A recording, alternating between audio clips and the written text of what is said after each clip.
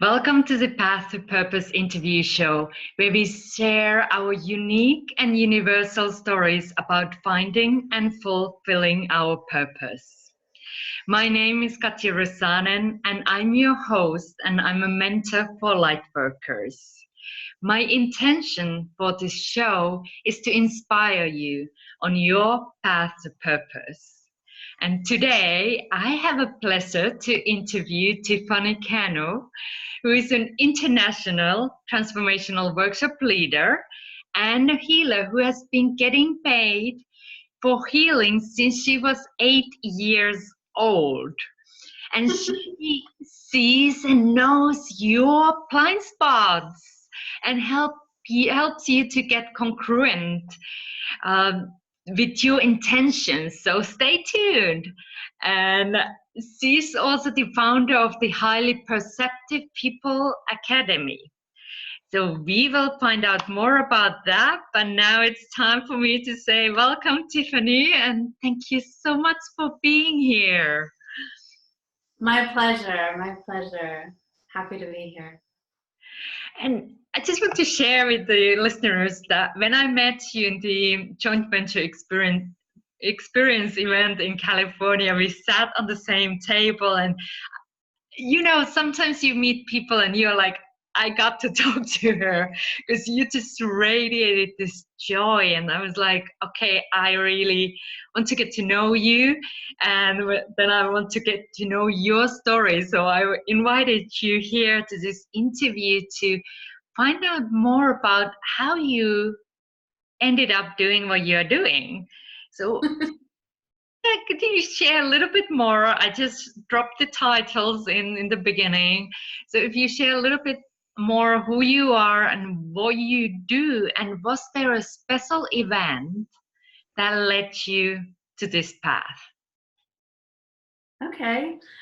Well, ever since I was a small kid, I could see energy clairvoyantly and I could heal. I didn't exactly know what I was doing, but that I could do it. So I would see things like auras. I'd be able to talk with plants and nature and animals. I'd see angels. I saw ghosts. Those scared the crap out of me when I was, like little. And it didn't help that a family member used to tease me about like ghosts and stuff. So that was hard, younger, but I would say I found it a gift, but I also was challenged by it when I was doing it at that age. Because I was so empathic, so intuitive, so sensitive that I could feel and what everybody was feeling. I could feel and even tune into what they were thinking. Wow.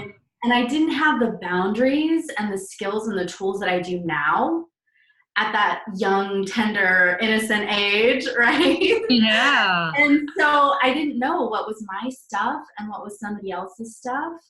I didn't know that sometimes when I had a tummy ache, it was somebody else's stress and anxiety. I didn't know that when I had a headache, that it was somebody else's overwhelm to life. And so I do a healing, and then I need to do a healing on me. I receive a healing before I could do another healing. But I mean, it was just, it came naturally. I just knew it. Like I knew how to do it and be it. And but I was also curious and studying with different healing masters from 13 years onward to hone and refine my skills. Like my mission is be with as many saints, holy masters, and spiritual teachers as I could possibly be. Like my teens through my 20s, that was my goal, right? And just learn and grow. And so I did study a lot. Wow, I must say that that's not the most typical teenager's intention what to do. I love it. Very knowing. And along that side, I still did teen things. Like Yeah. I played softball, I played volleyball, I was on student council. You know, I only had like one person who I could talk to about all the spiritual stuff about, who was in my class. At that time, most of my spiritual friends were older, Yeah. you know, like adults. And, you know, this was like I was experiencing this in like late 80s and 90s, right? Like in school. It wasn't that popular. The word chakra didn't really come out at that time. Like it was far and few between. But I just kept attracting people who were like-minded. When I was in college, I even started a metaphysical club and brought in different, you know, teachers and guest speakers to teach us, you know, about meditation, shamanism, Reiki, reflexology, you know, things like that that could awaken and illuminate people. So I just, like, this has been my passion my whole life. I don't know that there was any other purpose other than to heal and serve. And, Wow. well, primarily love and know God, and secondly, serve. You know? It's just amazing to hear that. Like I got totally the impression when I saw you first, the energy you have, that you have done a lot of inner work and own stuff healing. And what I want to know, because when you were tiny, like 8 years old, and started to have those feelings and like talking and seeing things, did you think that everybody had that, or did you know that that is something that is your gift? When I was younger than 8, I assumed that was the normal. Yeah. Then I learned, you know, maybe starting 6 years old, that not everybody can see all these things.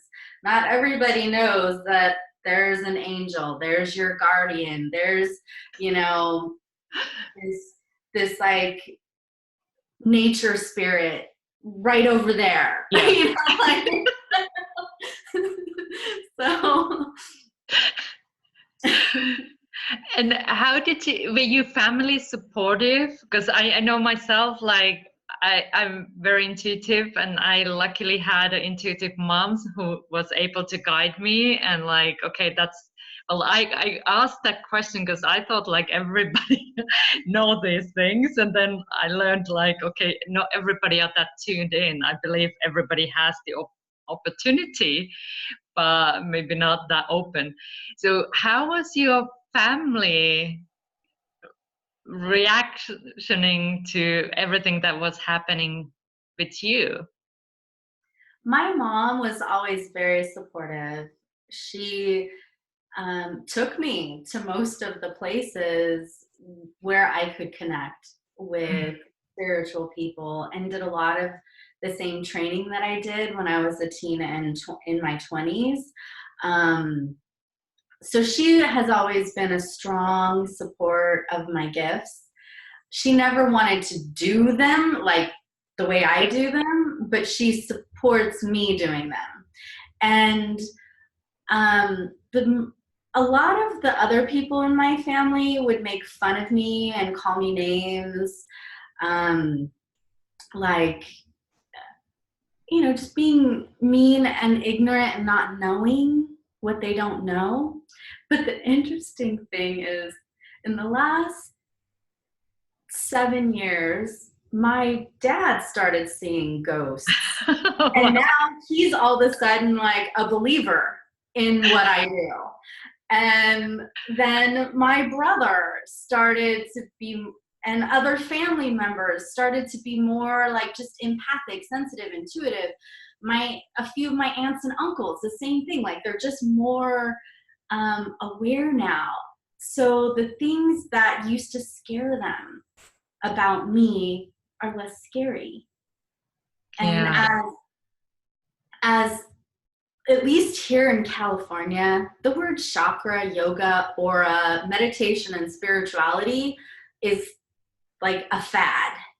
But in other parts of the country and other parts of the world, it's still kind of catching on. But there's this momentum, this growth in consciousness that we have now that we did not have, you know, when I was growing up. I mean, and the funny thing is even though my dad didn't have that awareness, he was a horse trainer when I was a kid, and he saw me doing some healing on somebody. He didn't know what it was, and if he actually knew what it was, he probably, you know, would have discouraged it.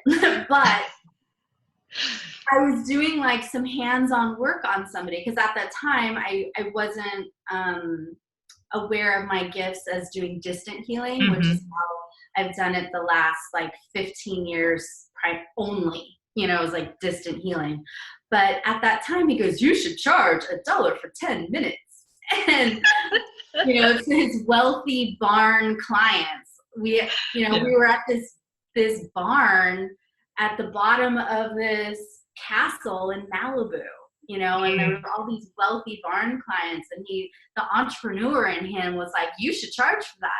And that was such a gift to give me growing up, to own my value, be willing to ask for money and charge for my services. And now, over time, skills increased, inflation has increased. I do not charge $1 for 10 minutes. You know, it's a lot more than that now. But, you know, everybody be like, okay, give me your phone number. We're going to call you. I mean, that was, you know, I'm 41 now, and now I was 8. You know, so we had like a lot of years between now and then. But that is often with the healers, especially. I love that you shared that part of your story, because so many of us struggle with the like asking money for the services we offer. And then that's another one way, like, okay, you just put the price tag and then you can change it when you go, but just charge something. Like you started with $1 for 1 minute, 10 minutes. That's kind of like just starting to value what you do. Yes. So many entrepreneurs do come to me because of how I value myself and my work and want to learn that. And so I go in intuitively and I just observe, like, this is what their energy looks like. This is the pattern. This is the self-limiting belief. This is the trauma that happened when they were, you know, 3 years old, that had them not believe in themselves anymore, or feel seen, loved, heard, understood, or like they belong. And therefore, that same trauma, that same belief, same pattern is affecting them now in adulthood and blocking their confidence and self-esteem to be willing to charge what they really should and be charging, you know, for the types of skills that they have. Yeah. So, you know, it's like showing them that, but also where they're guarded, you know, showing them where they're wounded, where they're guarded, how they can release that. And in place of those subconscious guards, walls, and shields, like how to teach them how to hold a healthy space and boundaries. And this part, I think, is important, especially for empathic, sensitive, intuitive folks, because feeling so much, the natural response, knee-jerk, subconscious response to feeling pain, heaviness, sadness, stress, fear, like something else funky in the energy, in the space that you're in, or in the around the person or groups of people, then the subconscious guards go up and like, what? Stop, that hurts, you know, like, ouch, wait, you know, and then I gotta hide from that, or I gotta shift and collapse my space because that's just, you know, right over there, it hurts, you know, so like, let me tuck away and guard and protect. And so those are all the things that affect our health, our finances, and our relationships. Mm. So those are the blind spots that you mentioned that you can just find them with greater ease. And blind spots, well, as the name says, they are blind spots. So it's very challenging to find them because you go looking to them with the blindfold. And then if you have somebody else holding light and just directing you, like bringing them forward for healing and so that you can learn from them and let go of them. I think that's very, very valuable thing, because otherwise you go this life, next life, I don't know how many lives, you can hold on the same things and repeat the same pattern over and over again. Mm-hmm. So another thing that you mentioned, like this very sensitive, taking in these emotions and feelings. So if somebody now is listening and it's like, hey, that's me. When I go to the room, all of a sudden my mood might change just because I'm surrounded with these people and I don't know what happened to me. Like I went there happy and I leave and I'm like devastated. So how can one, if you could give them, and I know you have now this Highly Perceptive People Academy, so what could be a starting point for people who are experiencing being highly perceptive, so how they can start the being more aware? Well, being aware of how your mood and your energy level shifts is the first step. Like you just have to be aware that you were feeling in a good place, joyful, had energy. You walked into a crowded room and all of a sudden your energy level goes, right? Mm. Or you start feeling a headache, or you start feeling like jittery, anxious because there's a lot of stress energy in the room. Yeah. So it's just being aware is like the very first step, to start noticing what's mine and what's not mine. Mine. So here's mine, not mine. Not mine. Sending it back. Yes, hold on. Mine, not mine. That's like the beginnings of a boundary, to know like what is yours and what's not. Having that discernment. And here's the thing, if we've got energetic receptor sites or wounds within us about that kind of an energy, then it allows those energies to come in and negatively affect us. The movie What the Bleep, back in the 90s, I think is when it came out. I loved that. Maybe it was early 2000s, but it showed those receptor sites of what it looks like in the cells. And I see that energetically. Like I can, when I'm, doing clairvoyant work, I can see, okay, this person has a lot of scarcity.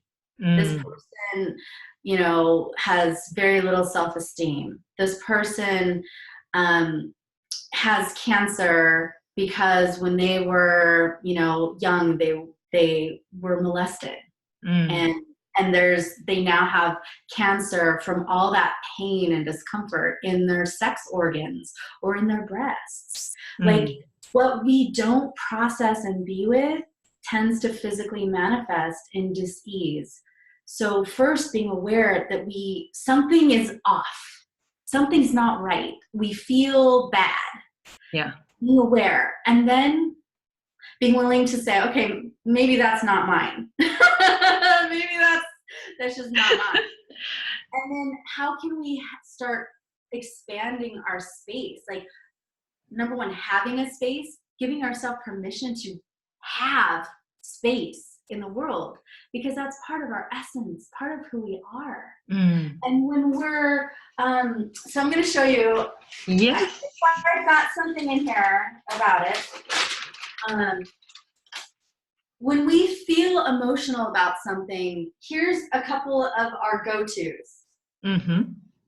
The most common is getting defensive, like a defensive wall of maybe it's sharp and jagged or pokey. When you're around someone like, whoa, that was kind of prickly. They just said something and it was like attacking. Yeah. And it felt, or maybe it felt fiery, like they had this anger and roar, fire energy. Okay, that's a defensive wall that they just put up.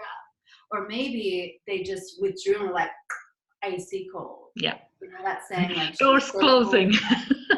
Right? So, but here's the one that is the hardest to like have the awareness about. It's the wall of numbness. Because you can't feel it. It's numb. So you know, it actually takes a serious amount of effort to discover that within yourself. But that is a very common one that I show people, you know, that's in their blind spot where they can't see it, and help them start removing it. So these are a few of like 10 different defensive walls that I work with when I'm doing my workshops for highly perceptive people. Another form is just shrinking and collapsing. You know, just like, gotta hide, gotta, you know, go invisible. And it's like our victim in us that also wants to blame and say, well, they attacked me, you know, rather than just allowing yourself to be an observer, be neutral, right? And just say, okay, that thing happened, and I'm going to hold an energetic space and boundary and be neutral. And so when these kinds of things are happening, it blocks energies going in. The good energies, like love and joy and peace and healing and blessings. And it keeps out sometimes the negative ones, sometimes. But if we don't drop those guards and walls and just learn how to start having healthier boundaries, then it will continue to affect your relationships, your finances, and your health over and over and over again until we learn that lesson and then shift out of it and start having healthier habits and patterns. And I want to show you something else. Yes, please. We take all the teachings that you can give to us now with this short time frame. Some, but so when, for example, Dad, you're a toddler, okay, and playing with your toys, and a parent yelled at you, like, you made such a mess. I told you to clean up your toys, right? Something like they were just having a bad, stressful day. It wasn't necessarily that they were, you know, mad at you, but the tone or the energy might have been sharper or more intense. Okay, it doesn't even have to be big, like a physical or sexual trauma. Like it can be something tiny like that, okay? That our inner child will then store and have what we call a core wound. Yeah. And so that story might show up in our head as, you know, Daddy doesn't love me. You know, we could make up a story like that and start having a belief.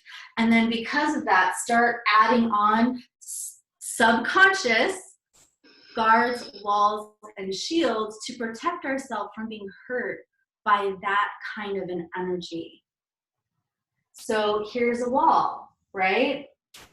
And then sometimes I've seen like even like hundreds of walls, people who are like really guarded. And sometimes it's just like a couple. Yeah. Right? It's done like a lot of consciousness work. And people who do a lot of consciousness work are the ones who come to me, and they're oftentimes saying, damn, I thought I like nicked that 5 years ago. Why is another layer coming up? But that's how it is until we get to enlightenment. Like, we still have stuff to work out, right? And so, yeah, that's something I hear so many. I thought I dealt with that thing. Why it's Yeah. still there? But for every 100 to 200 conscious thoughts we have, there's 11 million subconscious thoughts. If they're subconscious, you're not aware of them unless you do a lot of meditation, journaling, inner reflection, and have this healthy self-esteem to be willing to look at it, look at what's deeper. Some people might do journaling and meditation, but they don't have the healthy self-esteem to actually be willing to have self-honesty without like judging, criticizing, and being really hard on themselves for seeing what they saw. So that's a whole other skill set to be able to do. Like, how can you be an observer about yourself and start digging into that 11 million subconscious without having, you know, judgment, criticism, beating up on yourself, and taking yourself out because of something that, you know, you're now aware of. Like, here's another layer. Yeah. So this is what I help people a lot with in sessions who, you know, they want to have more money, right? Okay, so on here, you know, they're doing affirmations like, I'm super prosperous, money comes to me easily. You know, like on the surface, they're doing this. But then I'm looking and I'm like, oh, okay, and here's like 13 layers of guards and walls, and this core belief of, you know, I'm not understood. I,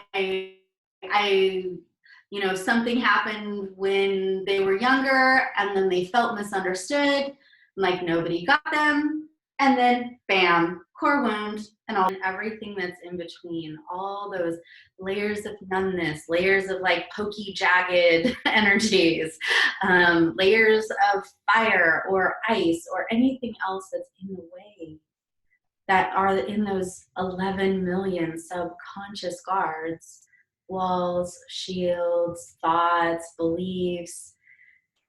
It takes a long time to get to that goal and result, which is why you've been doing that consciousness work for maybe a decade or more, but you're still not exactly where you want to be.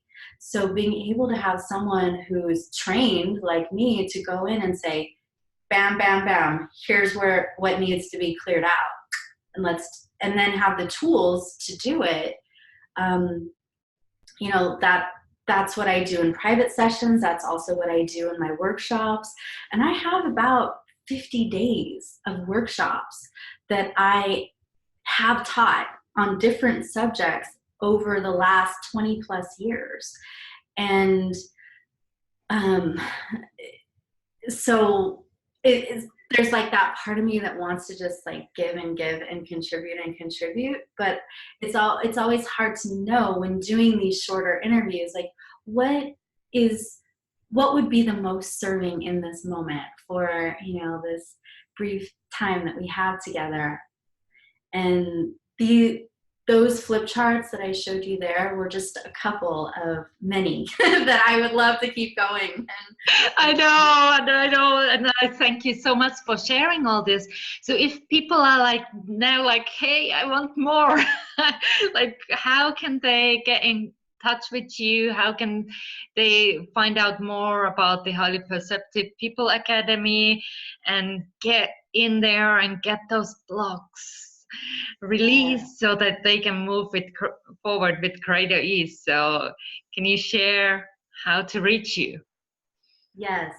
So go to highlyperceptivepeopleacademy.com, all spelled out. And right there on the homepage, I have a free gift. It's my Money Magnet intensive program. 20 minutes of prosperity healing for 20 days in a row. Like, you can start getting healing right here and now. Then on February 6th, at 6 p.m. Pacific, February 7th at 12 noon Pacific, and February 10th at 2 p.m. Pacific time, I'm doing a live Zoom training to help you discover the 3 guards blocking your receiving magnet. So I will give like clairvoyant on the spot readings of what is in your blind spot. And on my Highly Perceptive People workshop, and / 3 guards, that's where you would sign up. Or if you're on the website in the menu, just go to online programs, okay? And Katja can put a special URL for you to sign up there. And that would be a great way to get started and seeing what it is that is in your blind spot. And then as one other option, if you need clarity about whether doing a workshop with me or private healing sessions is the right next step for you, we can set up a brief, like 15-20 minute phone call so that I can learn more about you, what your goals are, what your struggles have been, and what it is that you're looking to manifest, and then help you. Wonderful. So, yeah. Thank you so much. That's very generous of you. And I will post a link to the comments as well so you can find it easily. And as we wrap up, do you have some last words or message you want to share with the people who are listening to this interview? How about a prayer? Yes, please. We take that. Okay. All right.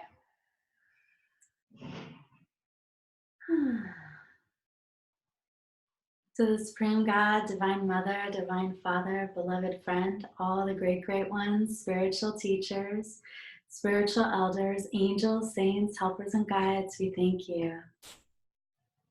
Thank you for the clarity, the love, the wisdom, and guidance. Thank you for the prosperity and abundance. Thank you for healing everyone watching this video so that they can feel more loved, seen, heard, understood, and like they belong. Help everyone to start tapping into healthy self-esteem, healthy self-confidence, opening up their hearts, minds, and souls to more love, more prosperity, greater health and joy, a greater connection with their higher soul, God, and the divine. Thank you for the divine guidance, help, and protection, and the known and unknown blessings for us. Help us. Thank you. Amen. Thank you for that. What a lovely ending, and thank you for watching. And I'm so blessed to be here today with Tiffany and having her to share all her teachings and wisdom during this interview with us. So thank you, thank you, thank you, Tiffany.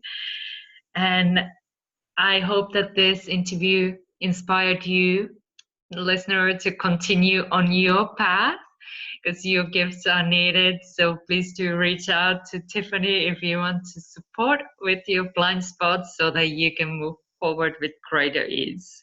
So thank you and bye for now.